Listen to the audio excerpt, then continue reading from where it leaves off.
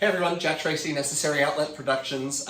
In the lead up to the release of Season 3 of History, which premieres on February 14th, make sure you subscribe in order to get all 6 episodes when it premieres. We are doing season recaps. Hopefully you've already seen the recap to Season 1. Went through all 6 episodes, gave you some behind the scenes commentary, walked through the episodes and through the major plot lines. Great refresher. Save yourself some time if you don't have the 3 hours to watch all of Season 1 before Season 3 drops. Though, of course, always welcome you to go back and visit the old episodes. I'm sure you'll find things that you didn't see the first time, story threads that are woven together in a way that maybe you didn't realize until you get knowledge later from later episodes. These episodes are all very tightly tied together in plot, so there should be lots of payoffs. And a second view will definitely reveal things that maybe you missed the first time. So highly recommended, but if not, Season 1 recap. I spent a lot of time just going through each one, save you some time. Major plot points, major characters. So Season 2. Season 2 came out a year later.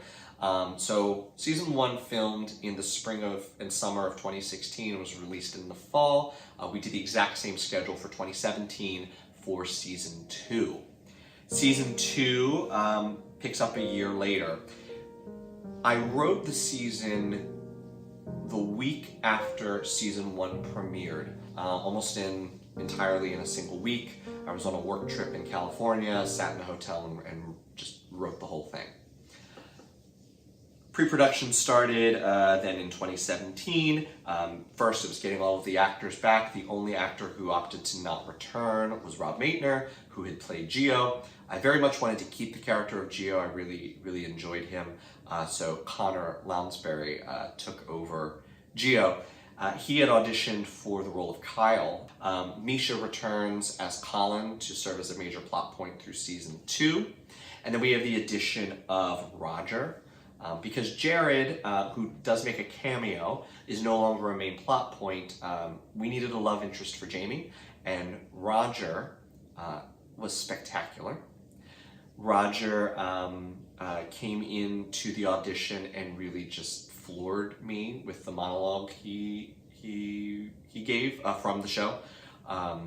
And the part had actually already been sort of pre-cast. I already had an idea of who I wanted as Stephen, and Roger basically stole it from that person because he was so good in his audition. So we've got Roger, we've got Misha back, we've got most of the whole crew back. Bianca returns as Bianca. Carissa comes back later for a turn as Catherine. And now we also have some new boyfriend characters. We have Michael, who plays Will's love interest of the season. Someone that really just kind of hangs in the background intentionally, and we'll see what Will's relationship really turns out to be later. It was intentional that, if you know from Season 1 and the relationship between Jamie and Will, it was very intentional that Will's current boyfriend in this season looked very similar to Jamie. They have the same haircut, the same, very a similar type. That was very intentional. And then we also see that Matthew is started to see someone who has moved into the neighborhood recently that he met on an app. Kyle, he has moved from LA, and this is the first. So in the first season, we saw how much Jamie dislikes the other friends that Matthew has, and now we're seeing that continues into the boyfriends that Matthew, or the men that Matthew chooses to pursue, that Jamie doesn't like them very much either, and we will see that very shortly. So let's kick off the episode.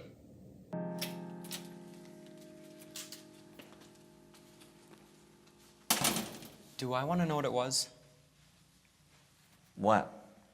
Well, we just spent how many hours talking about everything but the reason that you broke us up in the first place? The episode starts with a scene that will end up being very key later in the show. This is the moment that gets our callback and our big reveal. It is showing that Jamie has, a year later, decided to start seeing Colin again. that after breaking up with him in season 1 from the advice from Ted, that Jamie still hadn't sorted out his antiquated views on sexuality, and it was going to just, be a problem. Even if Jamie was in the wrong, it was not going to do well for him and Colin, so he should just let it go. We learned that he did, sort of end things, but then at some point went back to the well, as we all do at times. Jamie was either feeling lonely, or he wasn't really finding people that he was connecting with as much as he did with Colin in dating. So in a rut, or feeling that he wasn't making any romantic progress, he went back into his black book and worked very hard to chase Colin back down and get him back. And has decided that he's not going to make the sexuality thing an issue, that he's going to be over it, they're going to work through it. He just really enjoyed how his relationship with Colin and how well they got along, and so he was going to give it another try. And in this scene, we see him finally convince Colin, after we assume months of chasing him, to start dating him again. So if you just want to reconnect as friends, that'd be great. But if you're up for it, I'd like to try for more. I want more with you.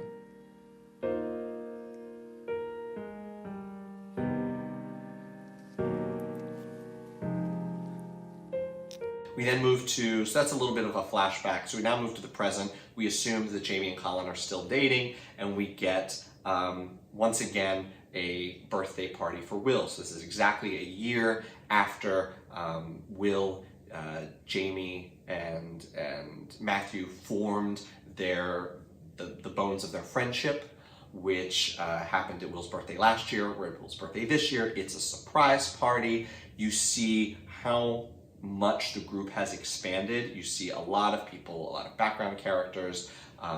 Jamie is now throwing full house parties, where before it was sort of just him and the handful of people he had just met. Now you see that he's really the center of a community that he has built.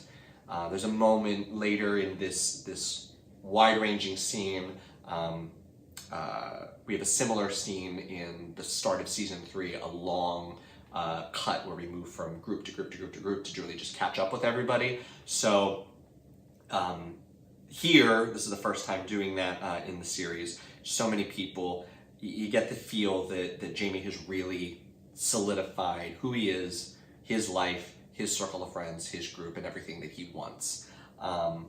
You can notice in the background there's a bit character who has a little altercation with Gio, played by Brandon Salerno, who because of his help on the set and coming in and doing this and just being a really great actor, built the web series Big Law, which you can catch, comedy series around Brandon, and Brandon was the star of that show. So this scene is really just establishing where everybody is, who's still around, where everyone is in there. So we notice that Will has started dating again for the first time since the breakup, since he and Jamie formed a friendship. We see that Gio has a cabaret coming up, something we'll see in a later episode. We see that Bianca is visiting. She's just back to hang out. She's still living in Texas, and they haven't had a real opportunity to catch up. Will gets very drunk and then exits the party that Jamie had thrown for him with his new man. And it's really you get the sense that this is the first time that Will and Jamie haven't been inseparable, and Jamie really doesn't know how to process that feeling of his buddy, his right hand, the person he spends all his time with, starting to carve out things away from him, especially a romantic relationship, and it strikes Jamie oddly. And we get that at the very end of this episode, sort of the very end of this scene, the sense that Will sort of skipping out on his party with this dude is not something that has sat well with Jamie.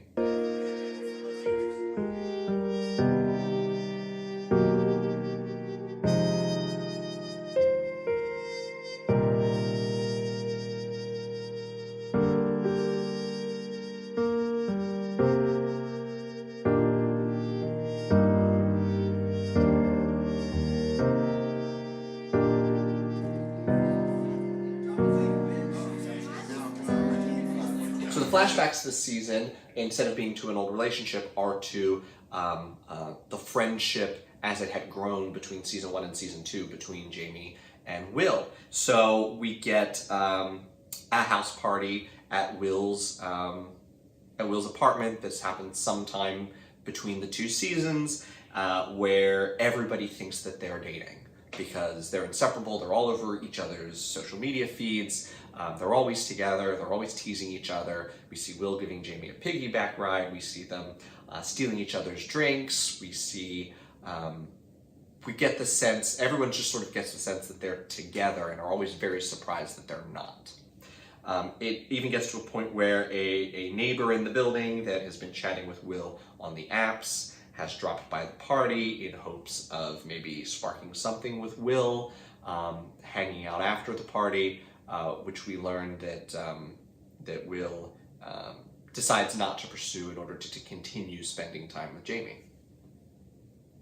We then move back to the present, and we have Jamie having brunch with Bianca, catching up with everything that's going on with her. So we get the sense in this conversation that Bianca sort of hasn't really set her life in Texas, that she still hasn't really, fully made a life for herself there, and she's worried about something. She's worried about, there's a worry to Bianca that we haven't really fully expressed. And at the same time, Jamie is sort of half paying attention. He's very invested in his text messages. He's very invested in this text exchange he's been having with someone he recently started dating.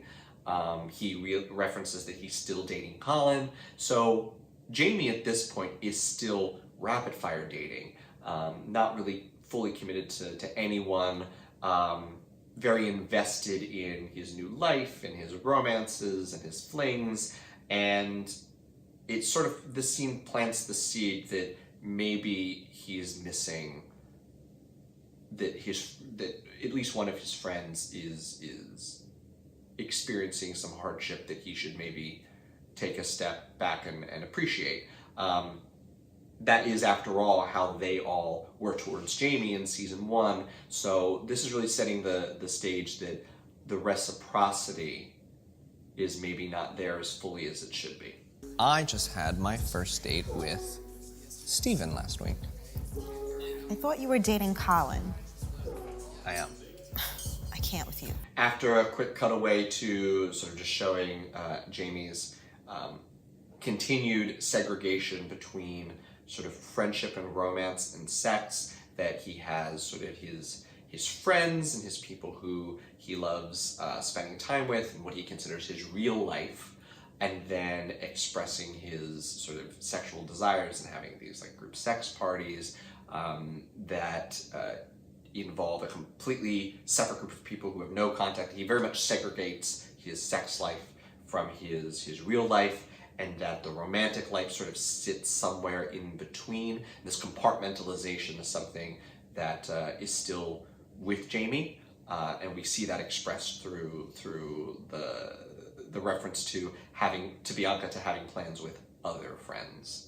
Now we meet Kyle. So we're all at brunch together. It's Jamie, it's Will, it's Matthew. Matthew decides to bring the guy that he's been talking to and seeing, and he just seems like a superficial, just a complete superficial, self-involved person that Jamie has absolutely no tolerance for. Will doesn't seem to like him very much either. Matthew, for some reason, is very excited by, and they're bewildered as to to why Matthew likes this person. It's still crazy to me. All of the hot actors prefer non-actor boyfriends. I think they care more about a stable paycheck than an insta-body, but it really is all about the industry there. So, like, you just have to be a 7, mildly connected to something in entertainment, maybe even a 6, and you have your pick of the 10s. It's crazy. It's math. So something you'll notice in season 3, very focused on the music. All of the background music that was made by myself for season 2 set the stage or the bones for songs that I made for my first album. So if you actually listen, the background music in this scene ended up becoming the song Time Travel. Music video available, music video won, so it's got some nice recognition, some film festivals. It was an ode to sort of Janet Jackson's Rhythm Nation. I hope you'll check it out. But that song started as the background music to this scene. Nation! Ho! Ho! Ho! Ho! So at the end of the scene, Will's love interest shows up to sort of collect him. We get the sense that Will also is experiencing this sort of segregation. He doesn't want his romantic life entangled with his friend life, and Jamie really brings it to a head of like, we're all out, let's just all be together, and Will is very cagey about it for reasons that aren't yet clear. We go back to the house party, the flashback, where we see that Will is not really entertaining the advances of the new guy, and he explains his relationship with Jamie, that they are not together, and we start to see things that we see the regret that Will has towards that he and Jamie are only friends.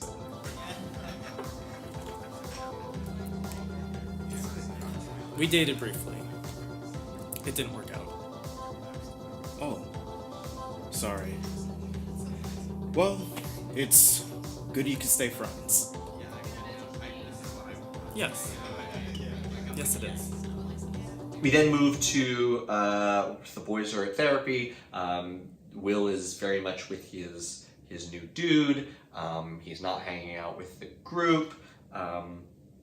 We see that his old hookup, Jamie's old hookup from season 1, episode 2, is still in the picture and texting and is still around.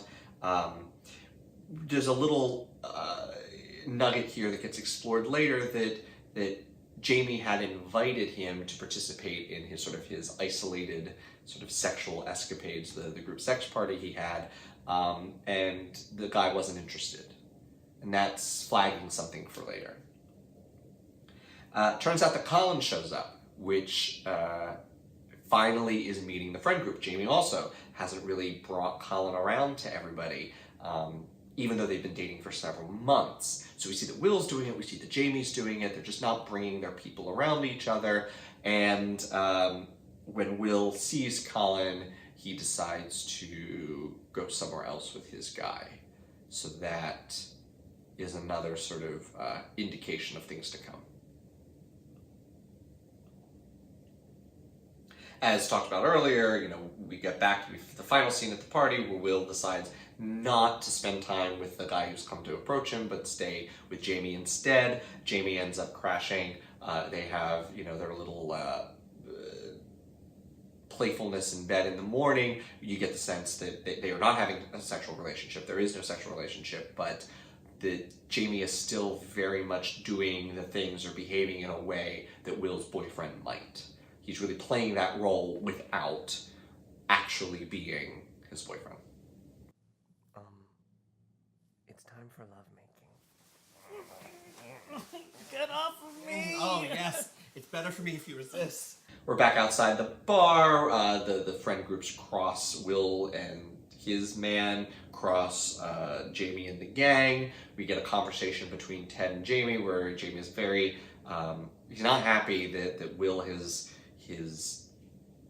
just run off with this guy, and that he slipped out of the party earlier, and now he just slipped out of the bar, and he he doesn't like the feelings that are coming with this, that Will is starting to sort of separate himself or to have things outside of the friend group. And Ted lays it on him quite simply that if you're not going to be his boyfriend, you need to make room for him to have one.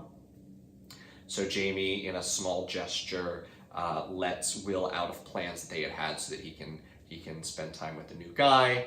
And we get a flashback to a key scene of season 1 when Ted asked, why aren't you and Will even dating?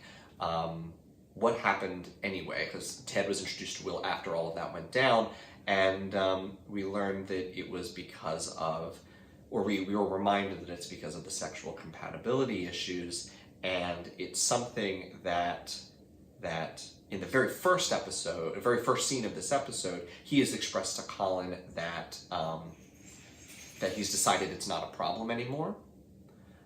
That's something he explicitly said to Colin, but we learned that it was a problem between him and Will. That all comes to a head later, much later in the season. But knowing that this was the issue between him and Will, this is why it didn't work out. It's the same issue between him and Colin, but Jamie went back to get back with Colin despite that issue, even though it's the same issue. So knowing that really sets the stage for what happens later in the evolution of the relationship between Jamie and Will. I can't do that again. I can't lose a great friend because I tried to force something more. Compatibility problems.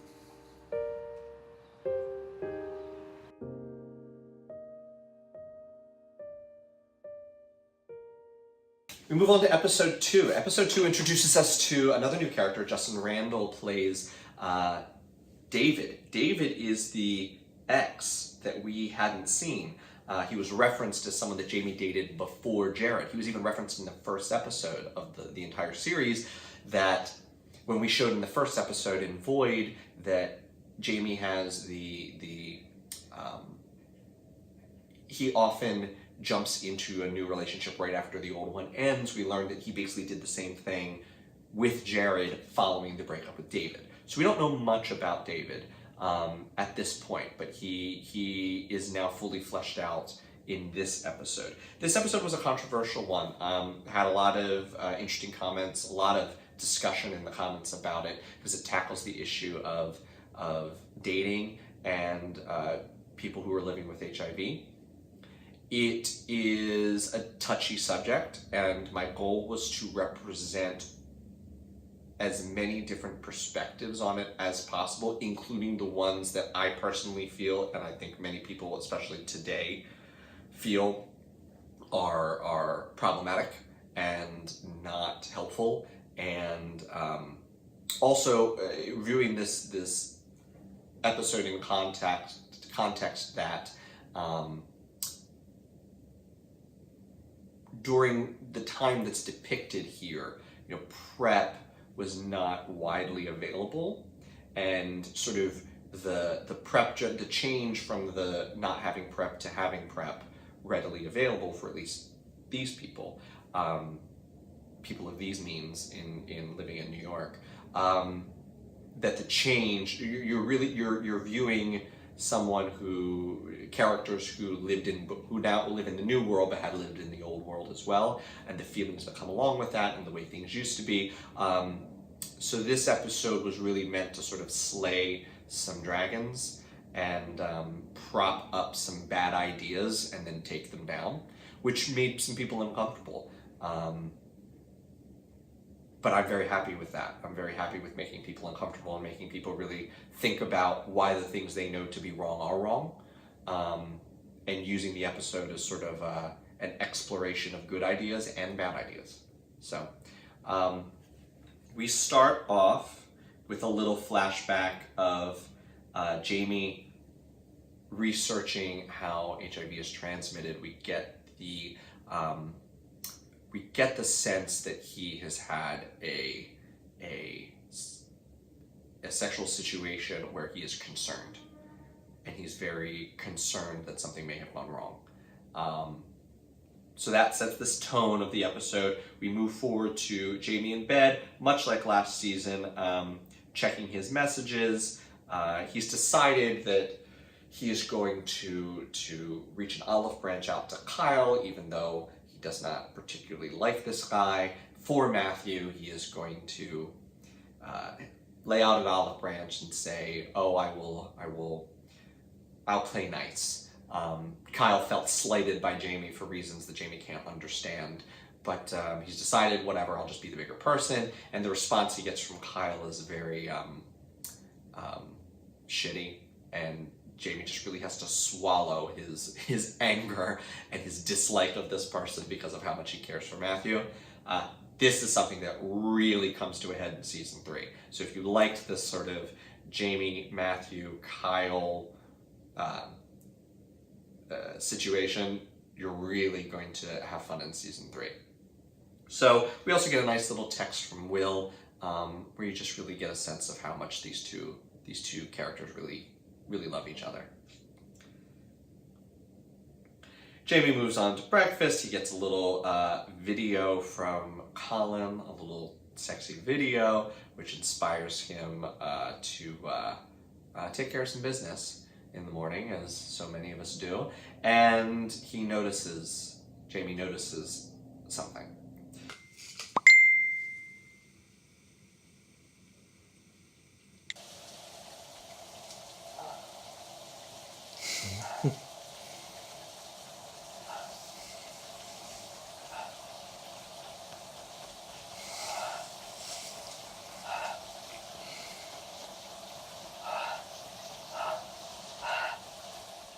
What the hell is that? Syphilis. Okay. We cut forward then to the doctor's office, where it's revealed that Jamie has contracted syphilis. We assume from the group sex party in the first episode. We get our only appearance in this show of the doctor, played by Brian Tracy. No relation as far as I know, but we've discussed it. But Brian, fantastic actor, and just love working with him. So even got him featured in Snowflake, the movie. Not widely available; it's only in the festival circuit right now. But he has a little cameo in a lot of history people show up for little cameos in my first movie, Snowflake, which has already won some really great awards and some festival nods and some very kind words. So I'm very excited about our first movie, but let's get back to history. So the doctor here really just explains to Jamie that this is not as a big deal, that he doesn't need to be worried about it. It's something that can be treated, it can be managed, and be taken care of. Just don't be so icky. Don't make it icky. It's on it. You wouldn't have this feeling if I told you you had a cold. You wouldn't have this feeling if I told you you had the flu. Why? This is just another virus, another bacteria, another problem. It just has to do with the genitals. So now it's all icky. And so the doctor's trying to dispel that with Jamie. So this is really setting the stage of now Jamie having to tackle HIV, which will come later in this episode. But here it's syphilis. The doctor's trying to explain we can treat it. Stakes are low. Don't make it a thing. It's not a thing. Is not one of them. Okay, stand up, drop trow, and bend over. Usually you have to buy me dinner first. No, you don't. We get a flashback to David. So here we are with David, played by Justin Randall. My first direction I didn't direct. My first filming of a project that wasn't my own was Justin Randall's short film Snap, which I helped produce. You can see it on our channel, link here.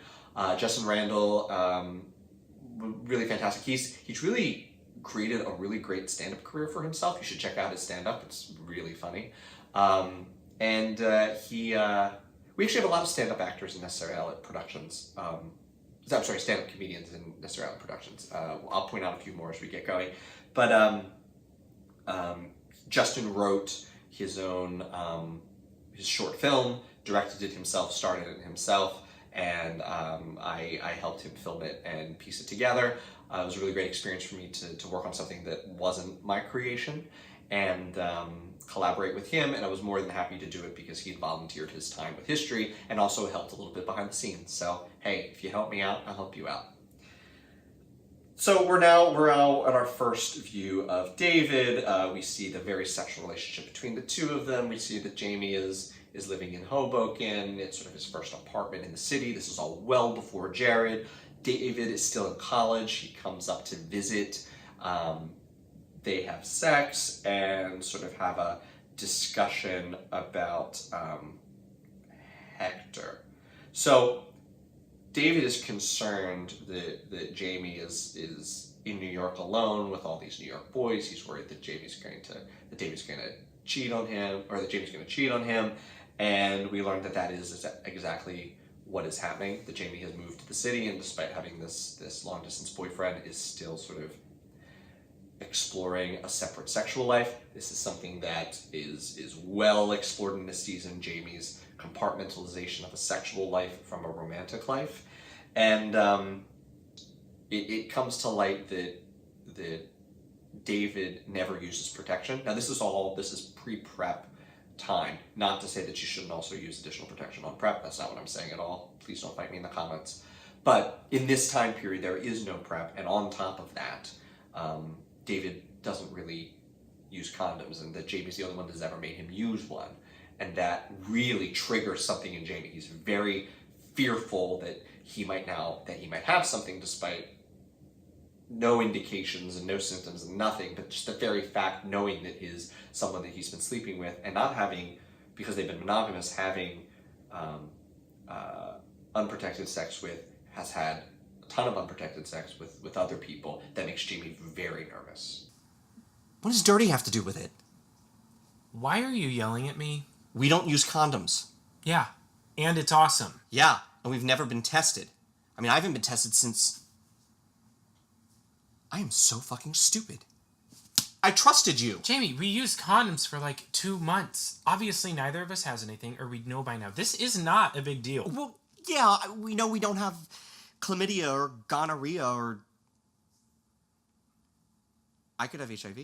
We flash forward to the present, where Jamie is discussing with Colin that he needs to get treated. And this scene is very special because it's really showing the way that this should go down, right?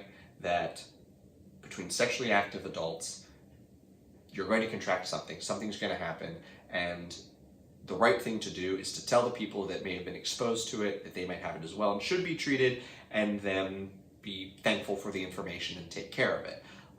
That is exactly how it plays out with Colin, which is not what Jamie expected. Jamie expected him being furious, especially because they're dating, even though they're not monogamous, and Colin is very mature about it. Sure, I assume you're sleeping with other, it's not surprising you've slept with other people. We're not monogamous. This stuff happens. It's not great. I don't love it, but it happens, and it's fine, and thank you for the information. That is contrasted with the reaction he has from Total Top, who we understand he's still sleeping with, even though he wasn't at the group sex party, that they had sex recently enough. He sends a text message, confident in how Colin reacted, to Total Top, and Total Top goes silent, sort of setting a tone for things to come. We now go back to the past to see that Jamie himself has had unprotected sex with a hookup before, something that makes him very, very, very nervous. But that it's the point of him trying to have certain sexual practices in his present, knowing that in the past he also has made mistakes, and we see that he has had a hookup with someone that in the middle of it, the condom came off and they don't have any more, and so they decided to just keep going. So this shows that Jamie is not infallible, that Jamie has made his own judgment errors in the past, particularly with sex.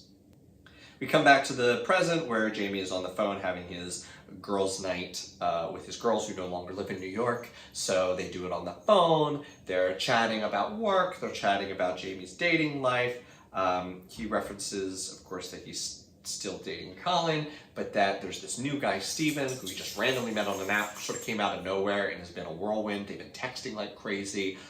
They had a really great first date. He finds a lot in common with him in the same way that he had in common with Collins. So this is really setting the stage that Jamie was really anxious that he wasn't finding quality connections in his dating life, which is why he went back to date Colin. And then he does that, reignites something that didn't work the first time to try to make it work a second time.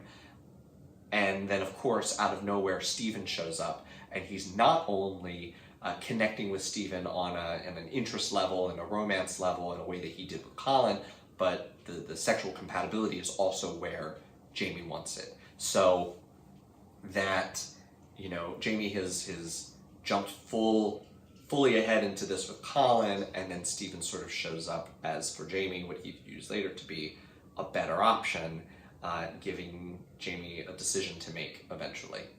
So we meet Steven. We see that Steven is just really excited, and he texts him all the time, and that kind of puts Jamie off. Jamie thinks that he's had this experience where he'll date people who are just very excited to have a boyfriend, and they don't really even take the time to really know Jamie, that they just want Jamie cast in this role as their boyfriend for whatever reasons that they have, and it really has to be about him. And Steven really just confides that it's not that, it's that he actually has not had a connection the way that he had with Jamie. He's just very excited. I've never met someone I wanted to go out of my way to bring hot chocolate to before.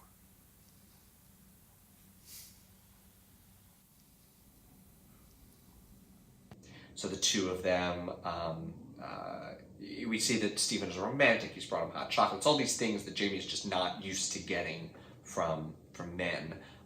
It's this romance idea that is also very gendered, but really appeals to where Jamie's headspace is at the moment, how he views relationships. So he's very much enamored with Steven and what he's doing. They start to make out, and the situation gets hot and heavy very quickly.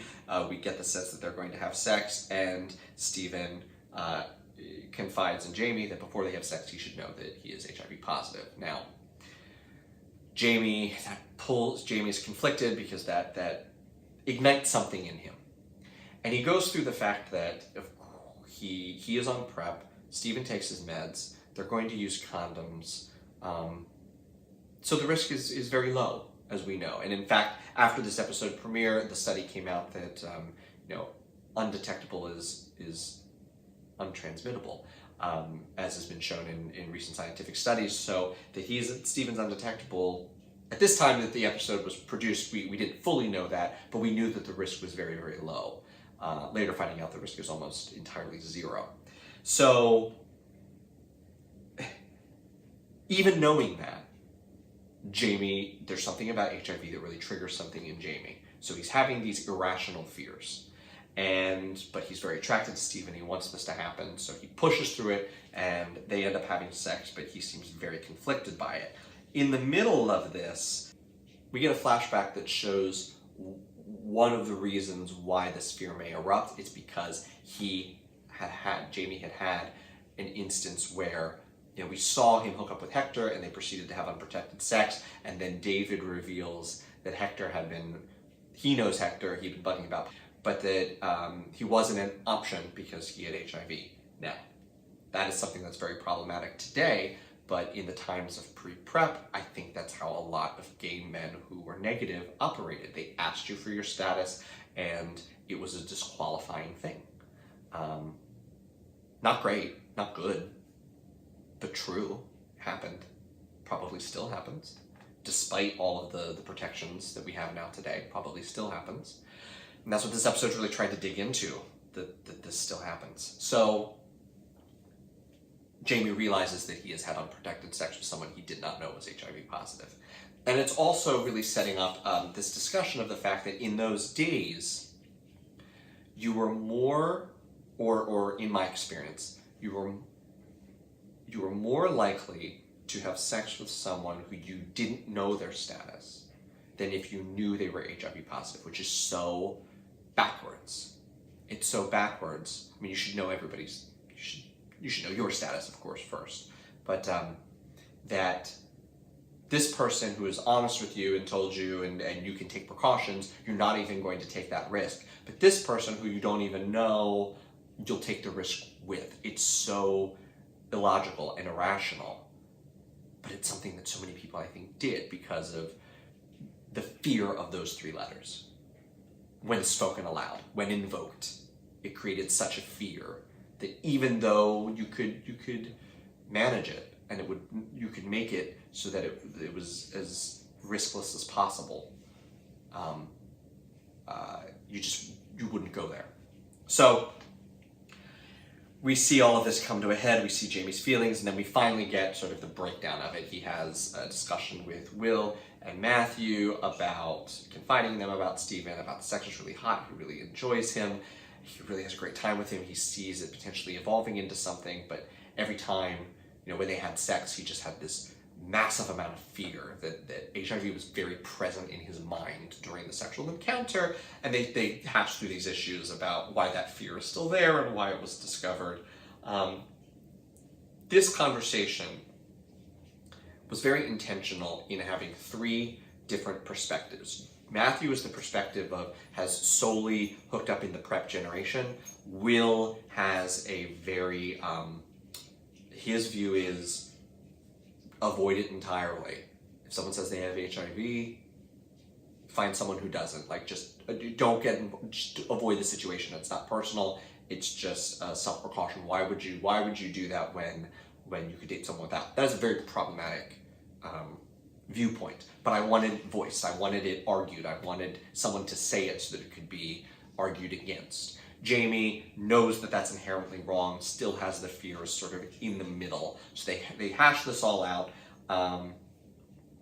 And it's not until really the flashback of a date that he has with Colin where this really gets fleshed out the most and really is resolved for Jamie. And it's heartbreaking to see that Colin, who's very invested in his relationship with Jamie, is the one giving him the advice and the permission to continue seeing Stephen. That was very intentional to see that it's actually Colin who gives Jamie the green light, what he needed to hear in order to feel comfortable continuing with Stephen. Okay, fine, fair point. But people get caught up in the moment. I have. I'm sure you have. And it only has to happen once.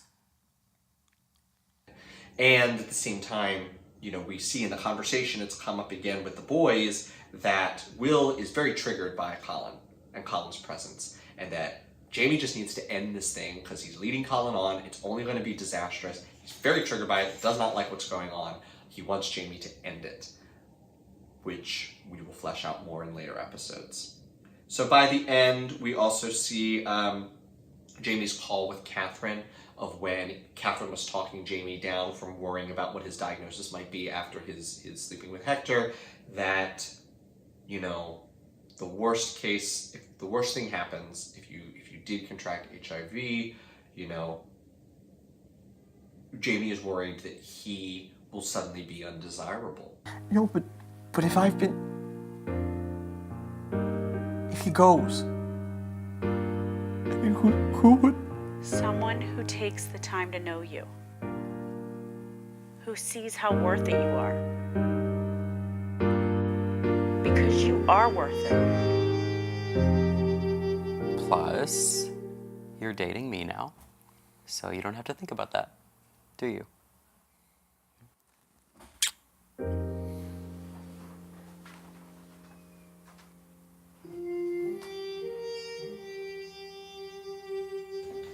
We're getting to the halfway point of the season. So we're in season 2, we're in episode 3, which is called You and Me.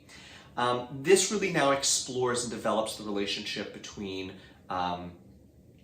Stephen and Jamie, and the relationship between Jamie and Colin. It's really going to start bringing to a head the fact that Jamie is going to have to make a choice between these two people. Colin, who he had gone back to the well to reignite a relationship with because he wasn't doing well he thought, in the dating world, and Stephen, who then showed up being a better option after he had already started pursuing Colin.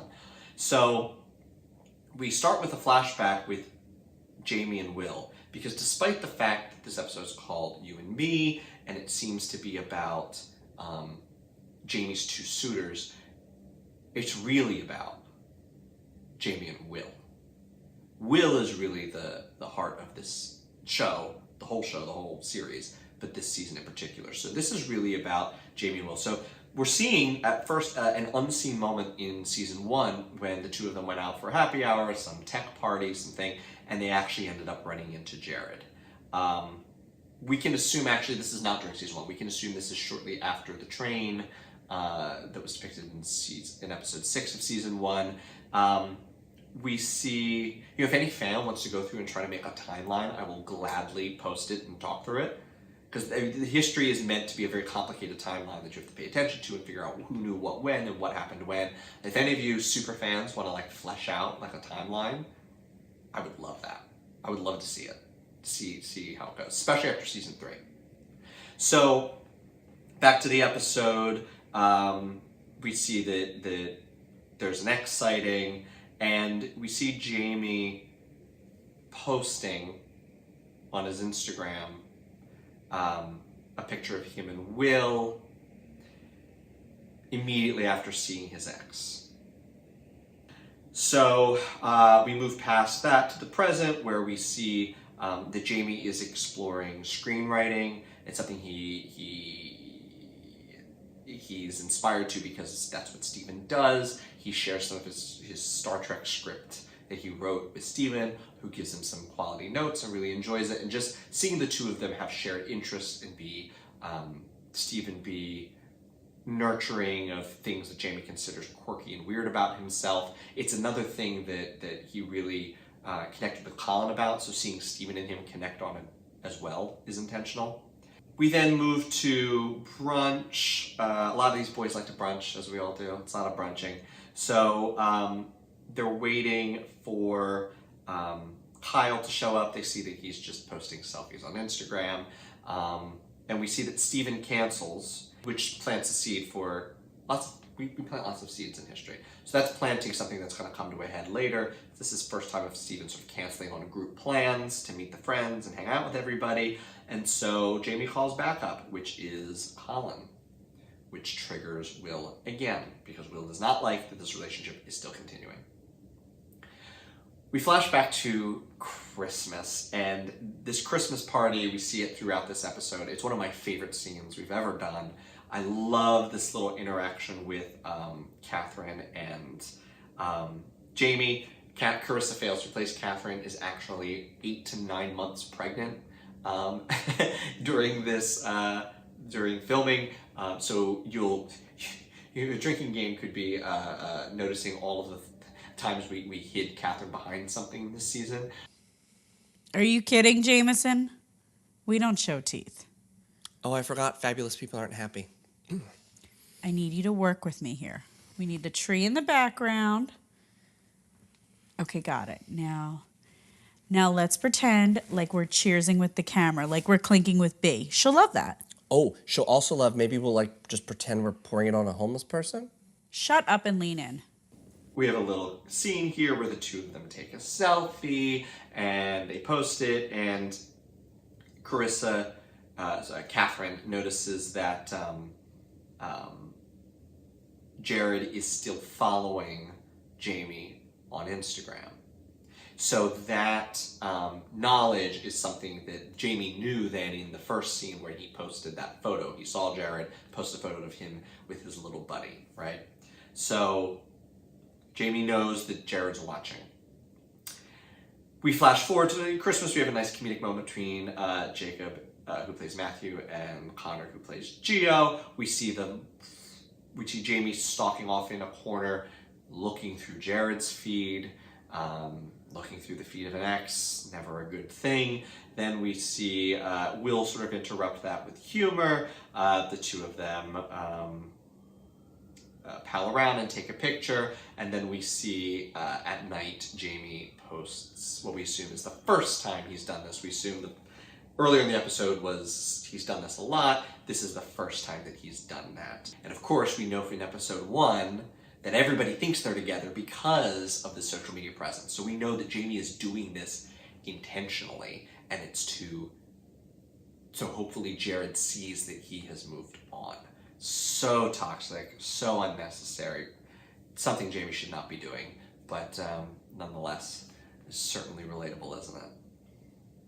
So we're back at brunch. Colin showed up. We explored the quirkiness between the two of them, that they really like each other, and they enjoy Star Trek chatting. Will and Matthew make them stop. Ted shows up, having seen that he wasn't invited. And we just get a nice little comedic scene that really is exploring sort of Colin being incorporated into the friend group, and Will getting up and going. He doesn't want to sit and be witness to it because he Will knows that Jamie should not be pursuing Colin and that this is going to end poorly, and he just can't be around it. So we have a nice little commentary on Insta models and all of that stuff by seeing this friend of Kyle's. So first, he started by posting a daily photo every morning of what he was wearing to work. Riveting. It was a gimmick that he could do every day. And then when people started getting bored and he was losing followers, he decided to get a little artistic with it. So he would post photos of New York buildings, but not of the building, of the reflection of the building in a puddle. All right, so then it seems he made the inevitable move to jock straps.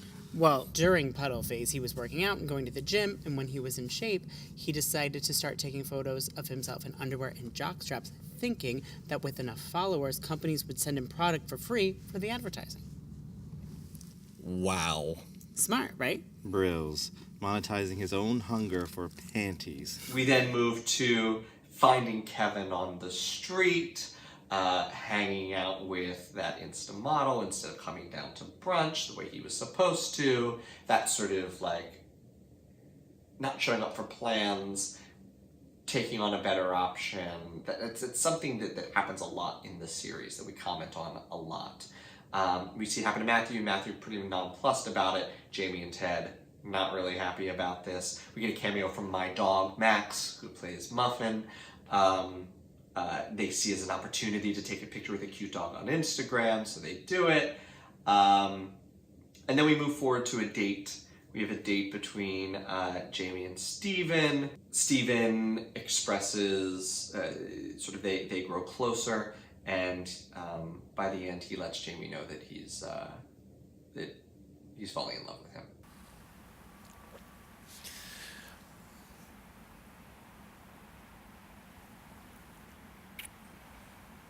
You're a special guy. That's probably why I'm falling in love with you. Good night, Jamie.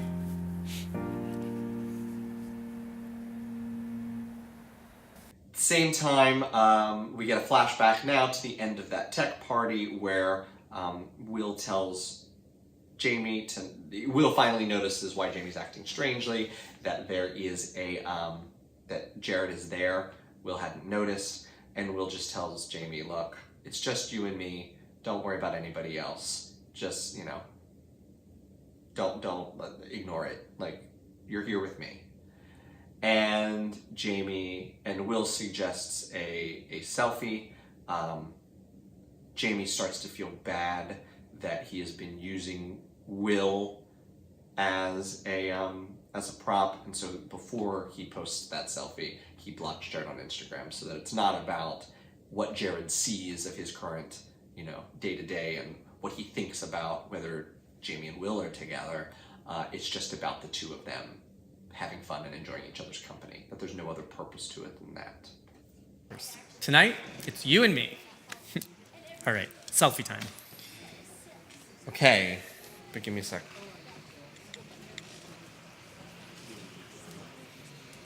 All right.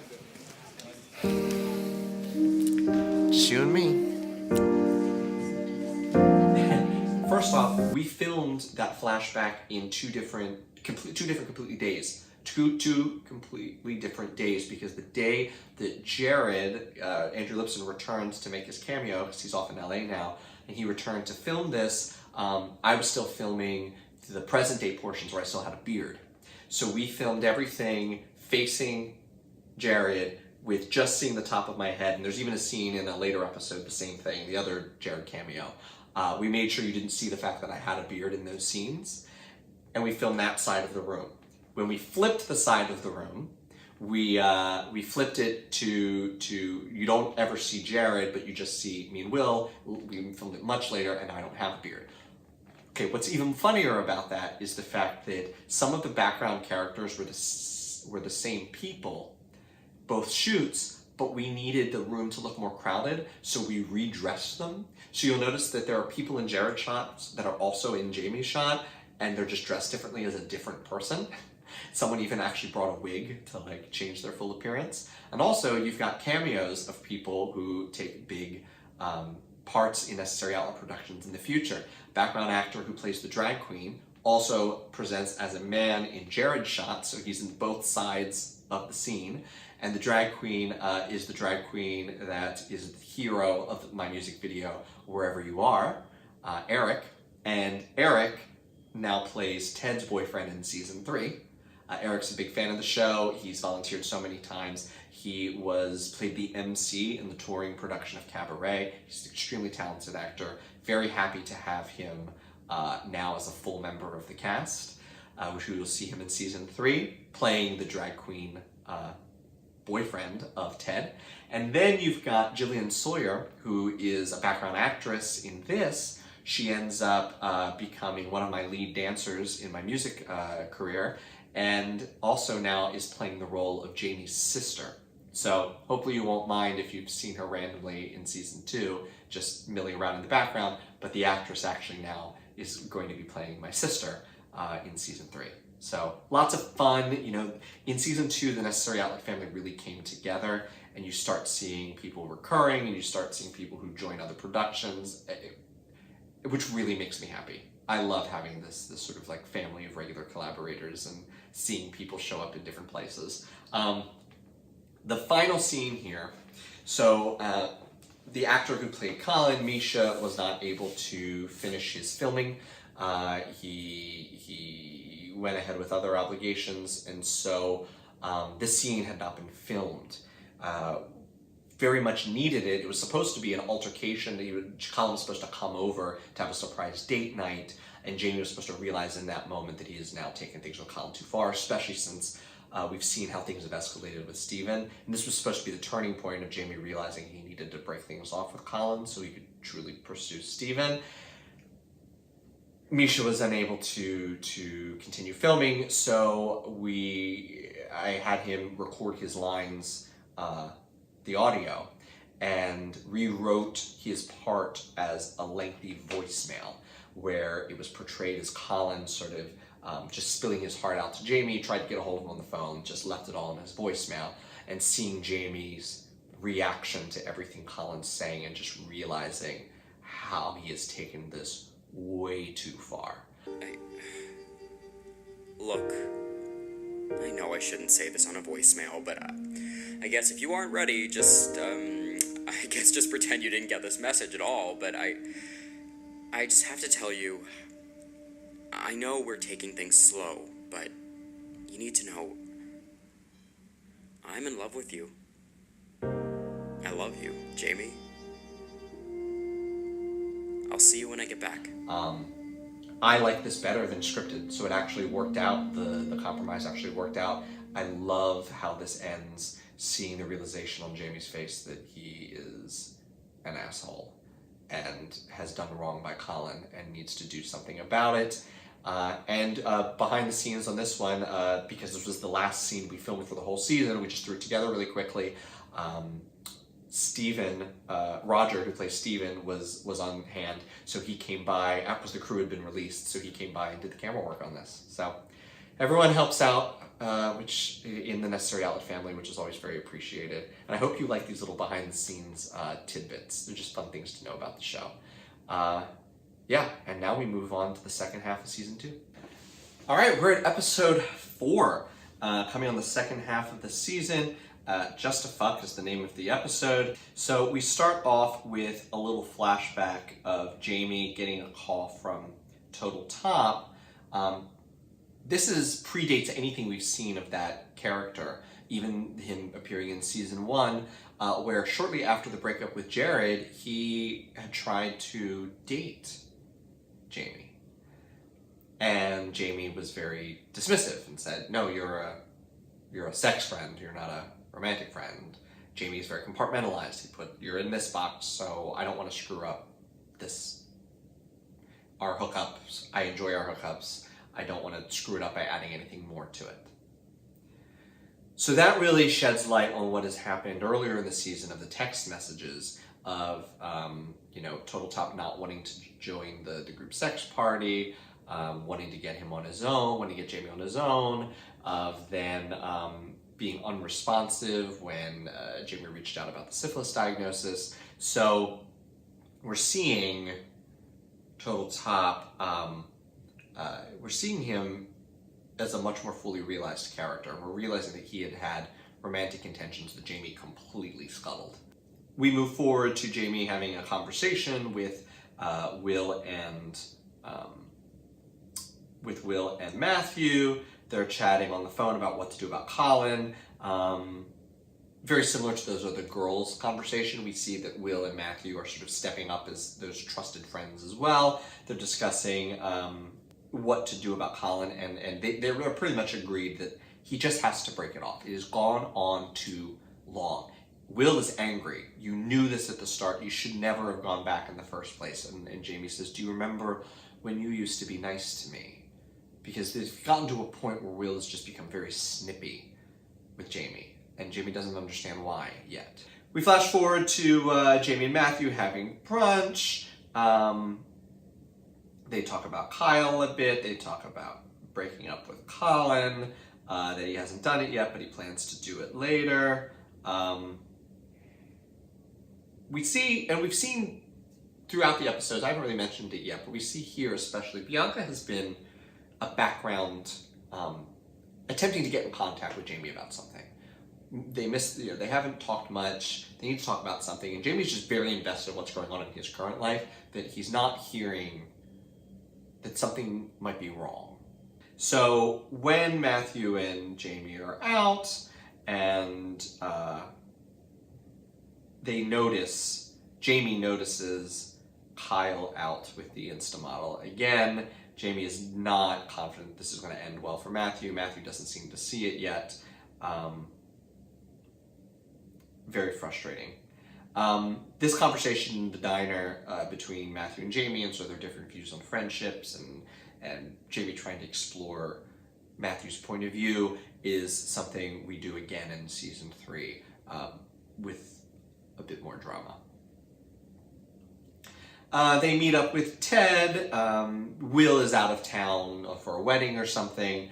So the three of these guys are hanging out. We get a view into Ted's world here. I think I've been ghosted. Why do you think that?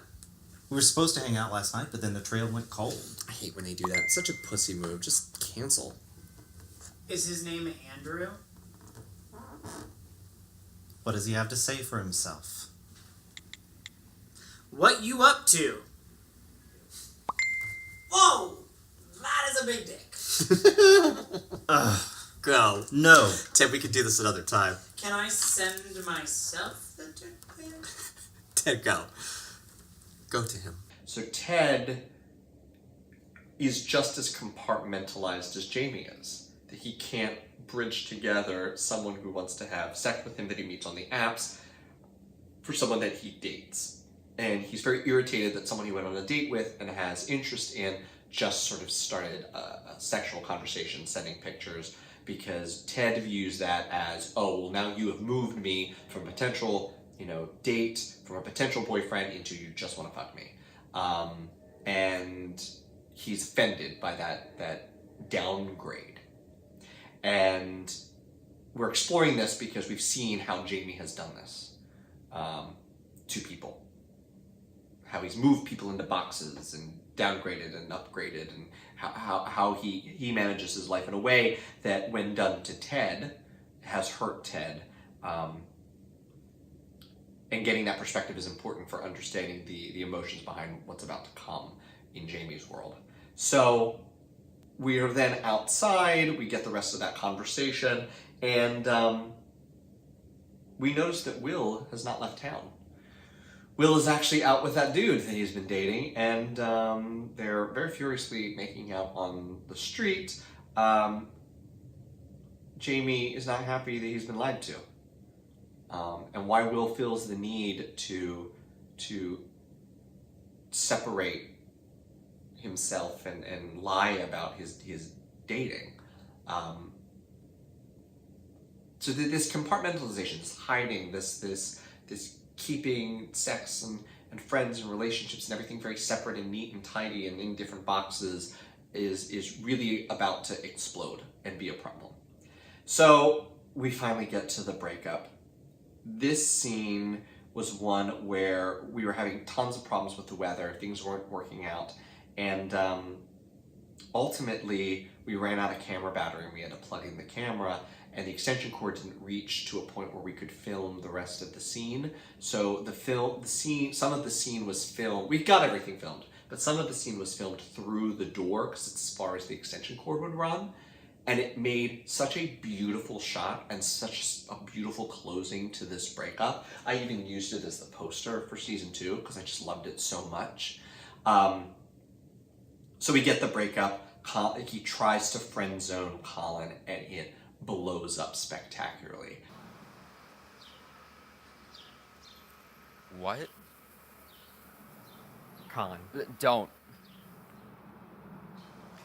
It's just a compatibility thing. But you knew that. You knew that, and you still wanted me back. I did. I do. You chased me. I know. And now, for 3 months,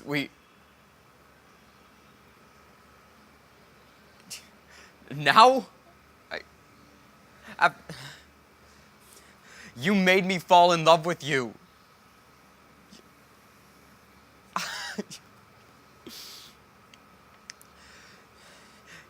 You made me fall in love with you.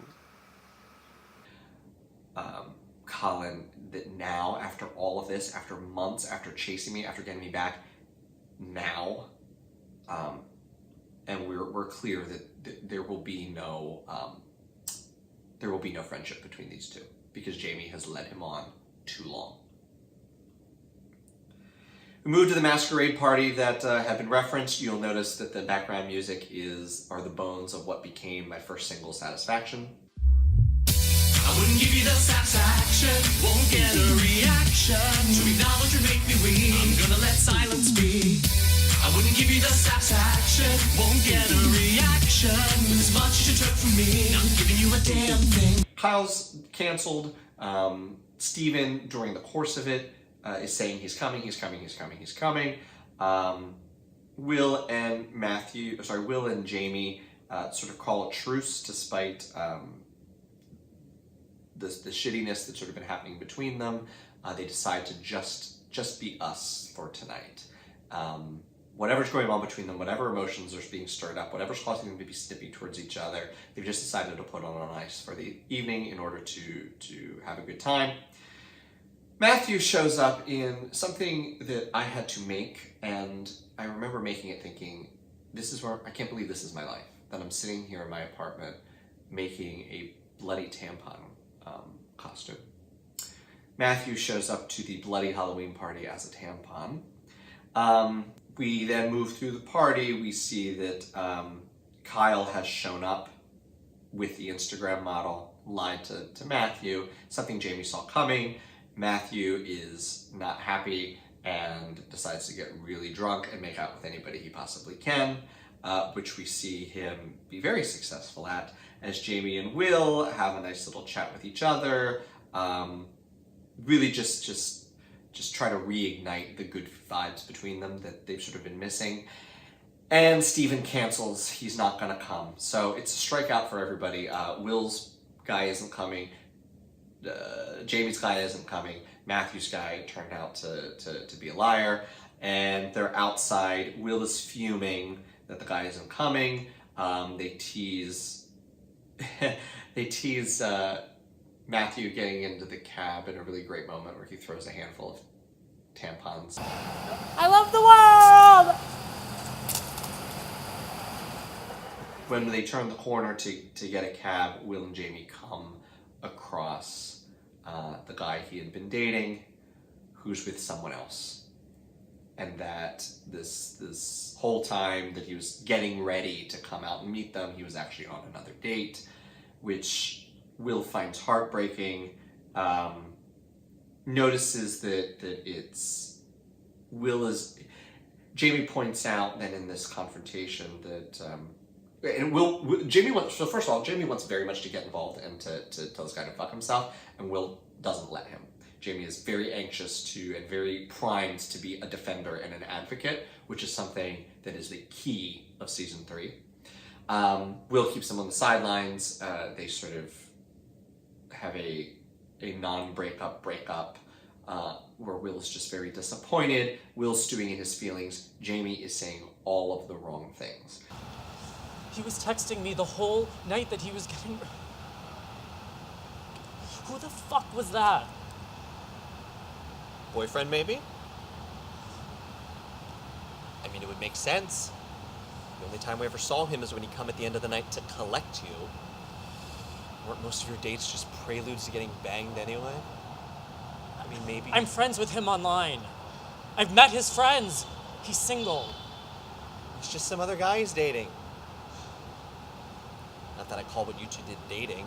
In trying to comfort him and trying to explain why this happened, Jamie is revealing his observations that the entire time he thought that the guy was just sort of collecting Will at the end of the night as his hookup when no better option showed up, and that they weren't actually dating, they were just sort of screwing around, and that Will had a different perspective on what was actually going on. He had a warped view of the actual relationship he was having. And it was just, even if Jamie was correct, it's not the right time to say it, and he's not the right person to say that to Will.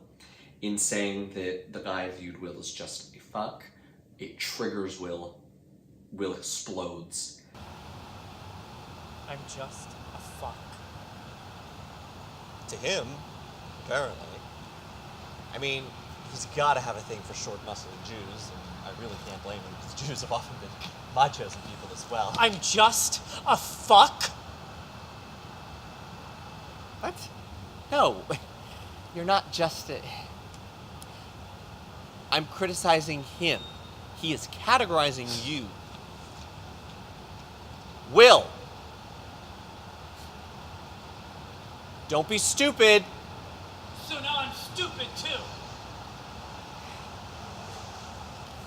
Will, this is not a criticism of you. I'm not criticizing you. I am criticizing the way that he is viewing you. Look, say you meet a guy. You really like him. You think he's sexy, you have a good time. Will you please shut your fucking mouth?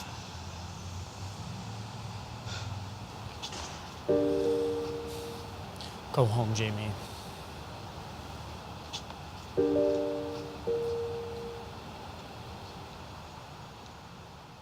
So we've left the big altercation at the end of episode 4, and we start off at the top of episode 5 with a little flashback of the way things used to be between Jamie and Will. Jamie being Will's companion, losing time together, watching television together. This is a scene, this is a flashback during a time during season 1, because we see that Jamie still doesn't even have his couch delivered yet. This is all very early. Taking place during the time that we depicted in season 1. And we see that Mac is coming into town. Now, Mac plays a central role in season 3. Here in this season, he's portrayed by Brian Sedita. We needed a new actor for season 2 because we needed a different physicality. It was important that the character of Mac had gained a lot of weight since season 1, so we needed a new actor. We'll see him in a moment, but we see that Will is going to come meet his brother, and that Will just sort of is always around. He's just always going to hang out. What are you doing tonight? Nada. Do you want to come? To meet your brother? Yeah, just come hang out, have dinner. He's straight, so the two of you can talk sports ball. Is he hot? He's 22. Is he hot? Gross. You lead. I follow. We flash forward to the present where things are very different. Jamie has assumed the RuPaul viewing party that Ted used to throw. Jamie now throws it, and Will, who used to be a regular guest, is not attending. They have not really spoken since the altercation. Matthew has shown up drunk, which is not like him.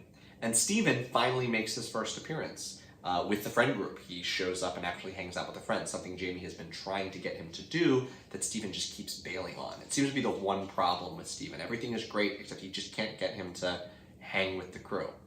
We cut later to the party where Gio is hitting on Steven, not realizing that he's there with Jamie. Once he realizes that, he sort of retracts himself. And then Jamie and Steven have a little conversation about Steven's sort of consistent bailing on him.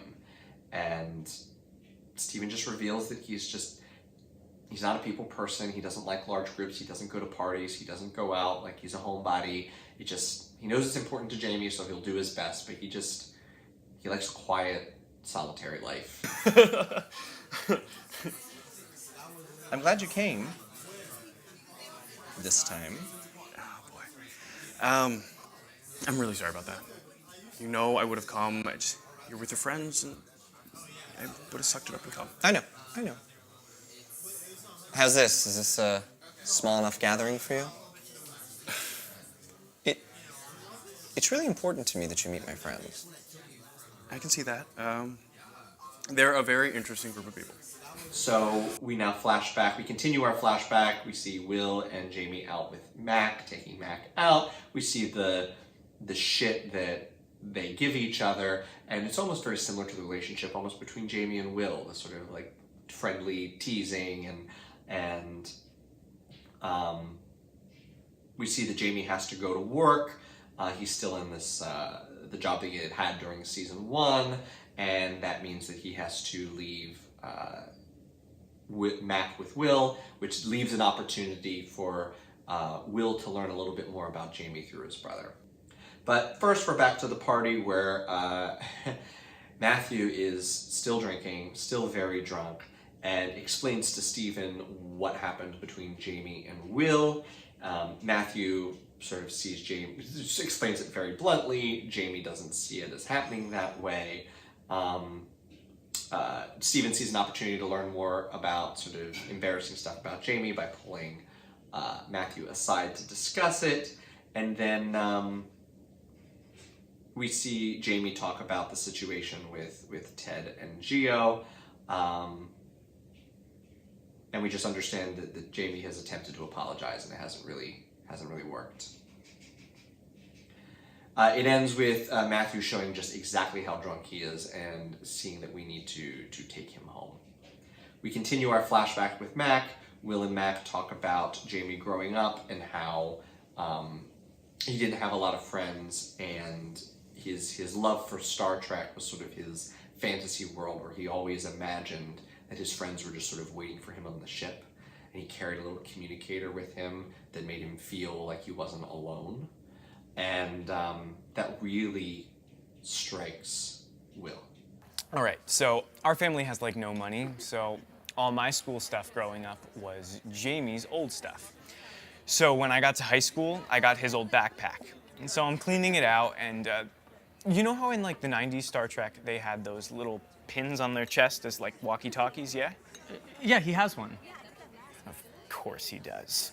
And then in the final flashback with Mac, we see that Mac really likes Will and kind of wishes that Jamie and Will were together.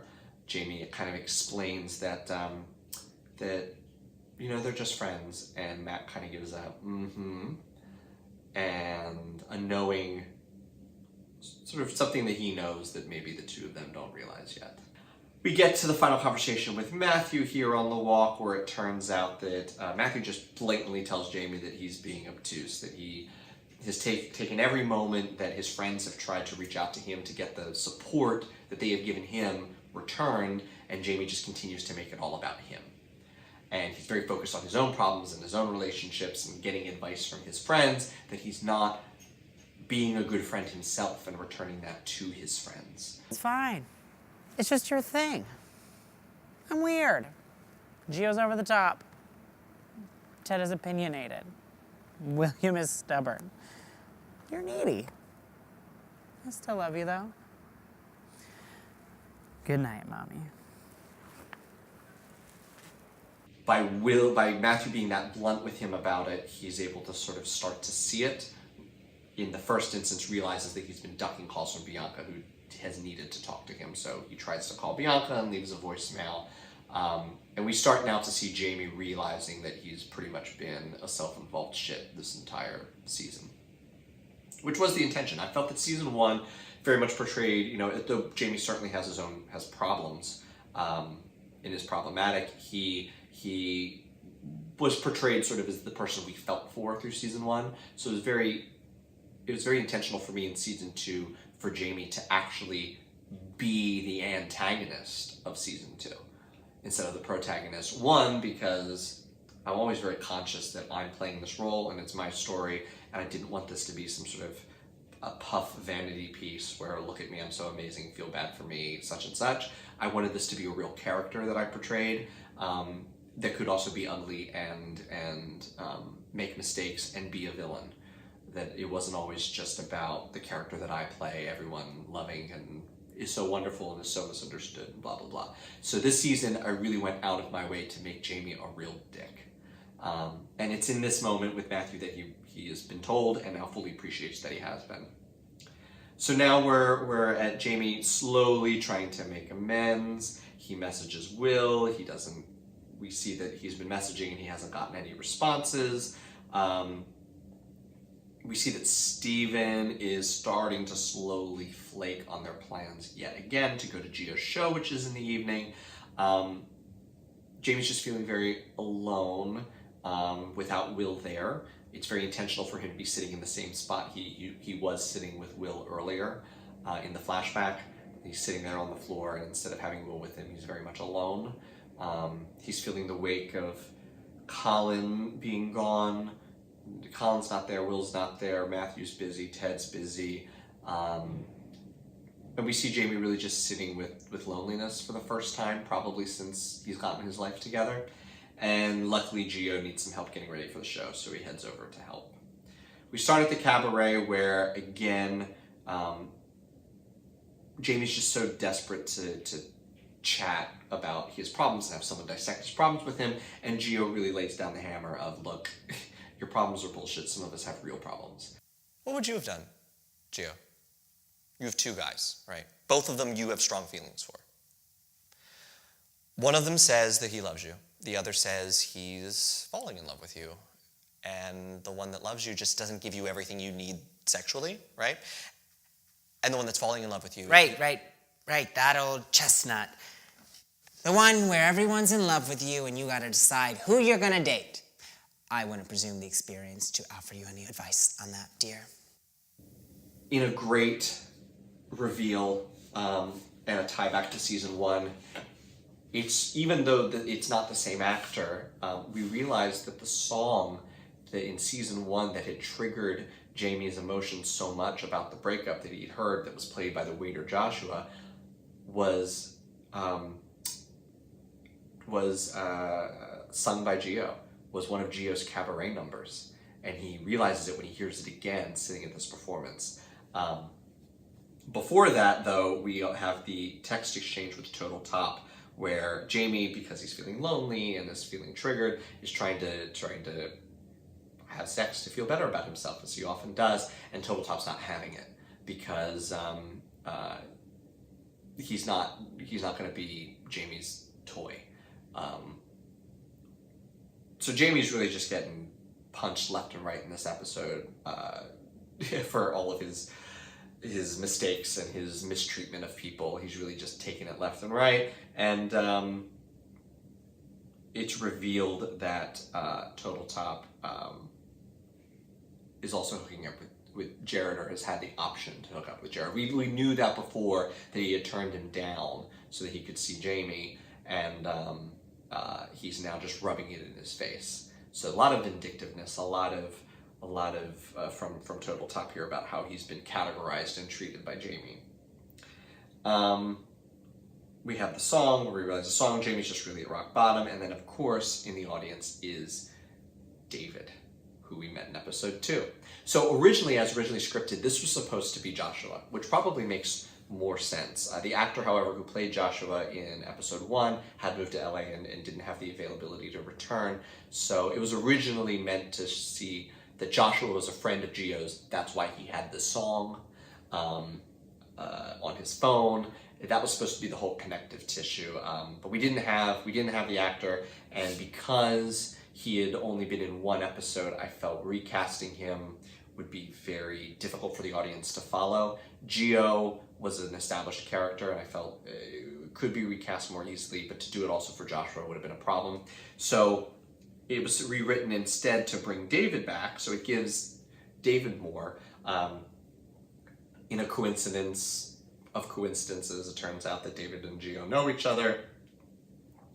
And it's actually also a nice little tie back because, you know, that Gio had tried to pursue Steven. Turns out Steven's interested in Jamie, or Steven was with Jamie earlier in the episode, and now we see that Gio is pursuing someone that that Jamie used to date. It really just, it puts a bow on their conversation about, why are you asking me about problems? I've got problems of my own, and showing that Gio is sort of dabbling in the same pool as Jamie.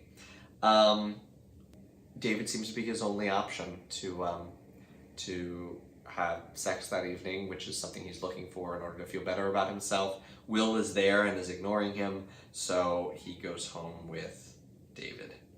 And in the final scene, we get our reveal, which, I mean, this is probably my favorite part of the season, where we really see what has gone wrong between Jamie and Will.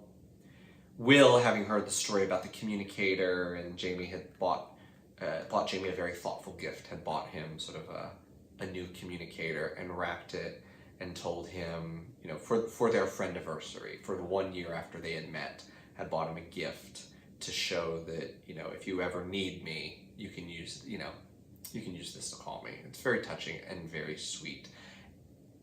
And when he went to give it to Jamie, he witnessed Jamie reigniting his relationship with Colin. He witnessed him deciding that the issue between him and Colin was not important anymore, and he wanted to pursue a relationship with him, even though it was the same issue with Will. And he got over the issue and went for Colin and not Will. And Will saw it and knew it. And it was that which was the inciting incident, our first scene of the entire series, we realized was the inciting incident behind it all. Will then started dating. Will started pulling away and creating his own life. Will started getting very bitter towards Jamie. He didn't like that he was dating Colin. It was very triggering. All of this from this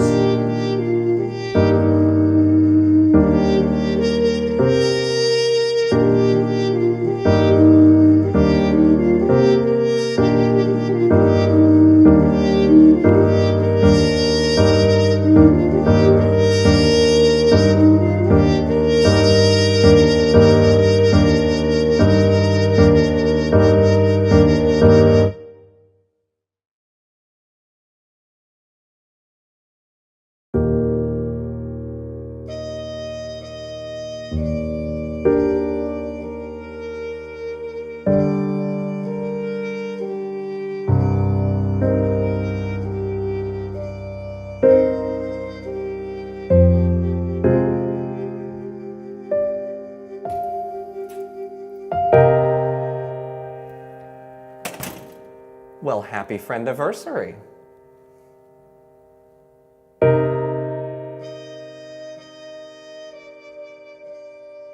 We're now on our last episode before the new season. Again, season 3. Make sure you subscribe so you get all 6 episodes when they premiere on February 14th. But we're into our last episode. This is the most widely viewed episode of history with over 250,000 views, which is amazing. And it was the way that this episode caught, not only with the views, but with 534 likes. Knowing that how many people who watch something actually click the like button if they like it, and knowing that so many people watched this and liked it, watching the viewership that once they saw this episode really served as a capturing our audience. It went viral. I think 250,000 is viral. It went viral and then drew people to the show. I could see that people were binge watching the show after seeing this episode. And it was the response to this episode and this season. Our subscribership after season 2 launched and this episode took off went from around a few hundred subscribers where we started to, over 1,000 in the course of a couple weeks. And just seeing that really told me that there was really an audience for this show. And there were probably many, many more. And I hope that season 3 is able to not only please our current audience, who we love so much and are very thankful for, but continues to bring people to the party. The reaction to this episode, the viewership, the increased subscribers, this made me want to continue history. Because we left it in a place where I thought it could have ended.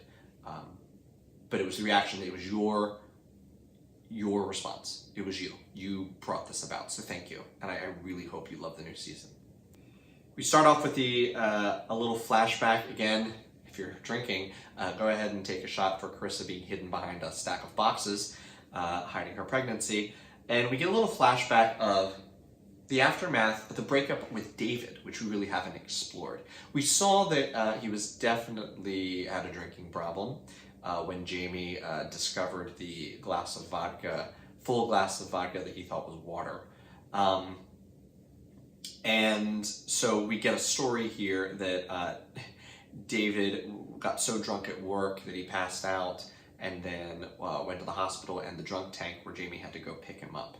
And Bianca and Catherine are over this. They've obviously dealt with this a bunch. And they basically tell Jamie, they confront him, why, with all of these red flags, that you see and why do you stay? Why do you still stay? Why don't you end it? So we come upon Jamie and David in the morning after their sex. Jamie is feeling rock bottom, that this is a huge mistake. David's sort of whatever about it. And they have almost a touching little moment here of remembering how they were together. And David makes a really, these are two people that while they had a breakup and they're no longer in contact, did have times together. So it's interesting to see sort of loving familiarity surface between these two people who, it seems as though there was a domestic dispute, there was violence with the drinking problem, there were real problems here. And, they don't talk about it really. And they have this little moment where David says, he doesn't understand, if things are so great for you and you're surrounded by so many loving people and so much love, why do you still feel why are you still so lonely? You shouldn't be this lonely. So we move forward to one of our favorite locations. We're back at the CrossFit gym where Jamie and Matthew talk about the fact that Will is still not around. He may not be going to the trip. Whole season they've been talking about this trip to Puerto Vallarta they're all taking, and maybe he's not going. And Matthew really lets it slip to Jamie why Will might have been so triggered by it. And you...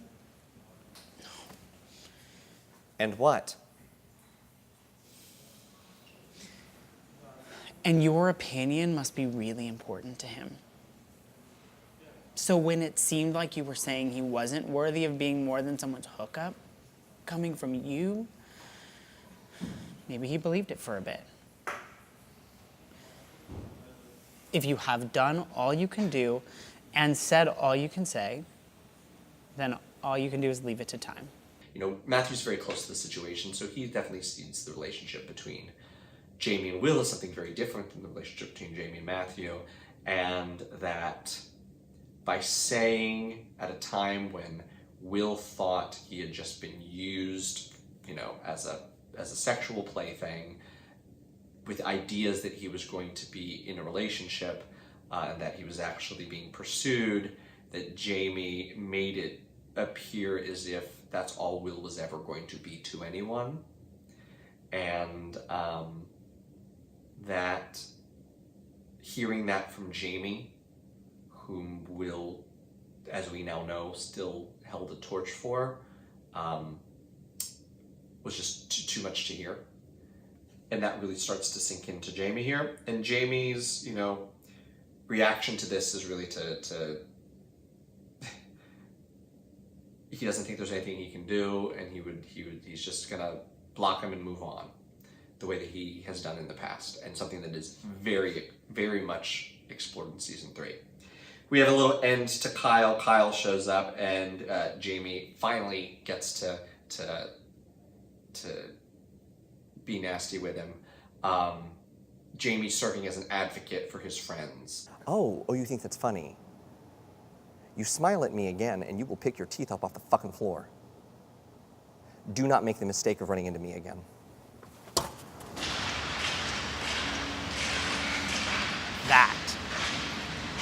That's what you're good for.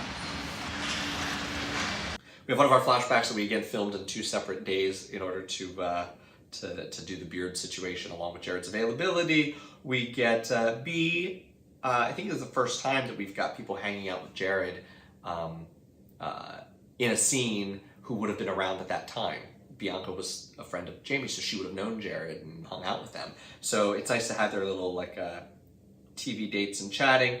And we see that Jamie and Catherine had problems before, and they hadn't spoken to each other in a very long time because of perceived slight. And we start to re-examine something we saw in season 1, which is Jamie's instinct to push people out when they have wronged him rather than resolve it.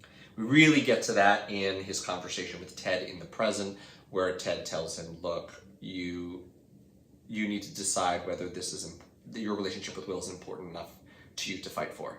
And sure, you've apologized, but maybe you need to do it 7 more times. Maybe it's worth it to fight for this guy if you love him this much, and go against what you normally do.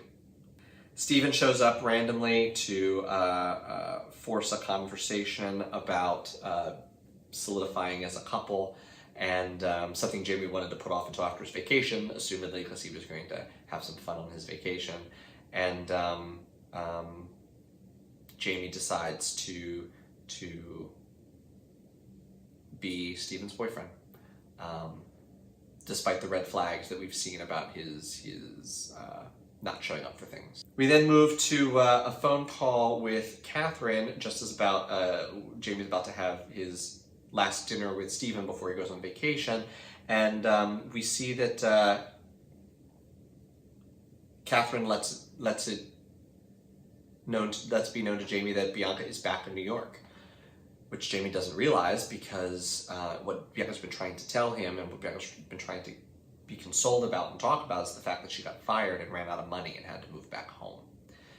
She, unlike Jamie, is experiencing real problems, and Jamie has been so absorbed in his personal life and absorbed with relationships that the people who have been there for him from the beginning and are constantly there for him have been sidelined and slighted, and he needs to reprioritize, and Catherine really serves it to him.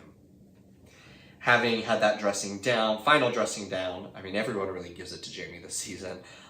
He goes in to have dinner with Steven, where it just becomes clear in the conversation that there is a massive problem here, that Steven is never really going to want to hang with the group, that if he's going to pursue this relationship with Steven, his life is going to change again. He's not going to see his friends as much. He's going to really have 2 separate lives, and Steven's not going to integrate into what he's built. And we've seen how much Jamie appreciates and loves what he's built, and knowing that that is also in danger because of his breakup or his altercation with Will, Jamie's really at a crossroads now where he has to decide which one he's going to do. And he ultimately chooses to repair his friendships and reinstitute his life as he's built it post-breakup, rather than potentially threaten it with a new love interest who wants to pull him away from it, despite how much he likes Stephen. And we get the real reason behind why Jamie pursues people like Colin or push through with Stephen until this moment, and goes after people that may not be fully right for him, and doesn't really hold out for what he's really looking for, because he's desperately afraid of being alone, and desperately afraid that if he doesn't take a chance on what's right in front of him at the moment, that there won't be another one. And in this moment, he realizes that there's always another chance. There have always been, looking back, there's always been another opportunity. There will always be other opportunities. And this is not his last chance. That's not what I want.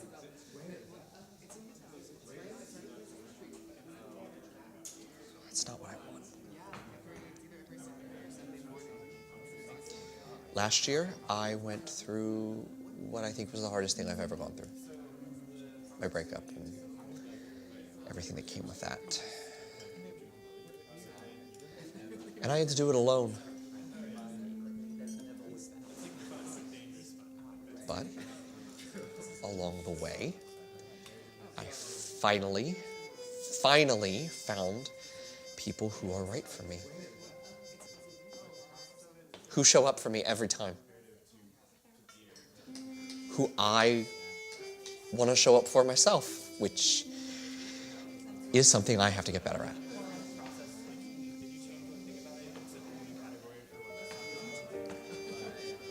I have never had a best friend who wasn't my boyfriend before. And what I get from that relationship, what it means,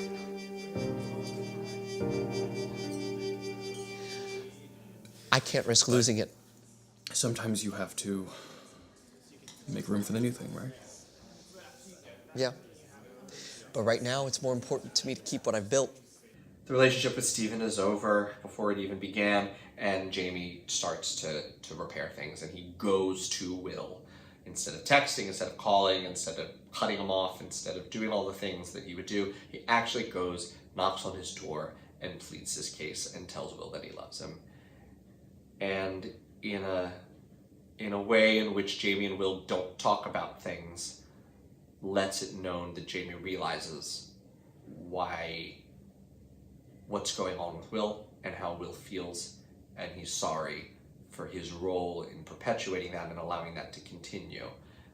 In all the things that he was doing, and using Will as a prop on Instagram to get back at Jared, in meeting and being the substitute boyfriend for Will, and how that was really ultimately hurting Will for Jamie's own reasons. And in a very subtle way, in a very small way, Jamie lets Will know that he knows and he's sorry. And we leave it there. Will doesn't really talk feelings. He just takes the information and closes the door. And we're not sure whether Jamie's final outreach has worked. He then goes to rectify things with Bianca, going to see her before he leaves and hear all about what's going on with her and console her. Then finally gets to Gio's, where he's spending the night before he finally goes on vacation. And he lets Matthew know what's going on, and that he doesn't know if Will's coming. And in the morning, we see that Will actually does arrive. And they get in the car together to go off to the airport to go on vacation together. You get a sense that things are better, but not best. That sort of bittersweet resolution. You know that things aren't the same, and things aren't going to be the same. Things aren't going to be how they were with Will and Jamie being super tight and inseparable, but it doesn't mean they don't love each other and care about each other. So you get a sense that things have changed, but that things are going to be okay. And at the very end, Will tells Jamie he loves him.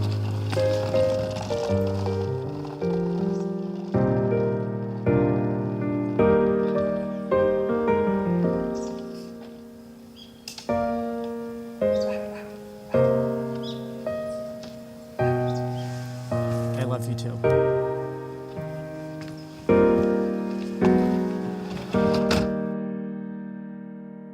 the end of season 2. So where do we go? Season 3, another year later. We have a brand new cast. In addition to our returning actors, we have a full exploration of Jamie's family.